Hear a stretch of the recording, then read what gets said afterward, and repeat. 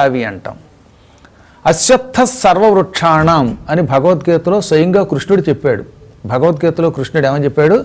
అశ్వత్థ సర్వవృక్షాణం. సర్వవృక్షాణం అంటే అన్ని చెట్లల్లో అశ్వత్థ వృక్షం నేనే అనగా అశ్వత్థ వృక్ష రూపంలో సాక్షాత్ భగవంతుడు కృష్ణుడే పుట్టాడు. శ్రీకృష్ణుడికి అశ్వత్థ వృక్షానికి భేదం లేదు. అందుకే పూర్వకాలంలో శ్రీ మహావిష్ణువు పూజ చెయ్యడానికి ఎక్కడైనా ఆలయం దొరకకపోతే రావి చెట్టుని వెతికి దానికి పూజ చేసి ప్రదక్షిణ చేసి హరిపూజ చేశాము అని సంతోషపడేవారు మహానుభావులైన భక్తులు. ఒకానొకప్పుడు స్వయంభవమును అశ్వత్థ వృక్షాన్నే పూజించాడు. ఇంకా వేప చెట్టు రూపంలో సాక్షాత్తు మహాలక్ష్మి పుట్టింది. ఇప్పుడు వేప చెట్టు రావి చెట్టు పక్కనున్నాయంటే అర్థం ఏంటనమాట?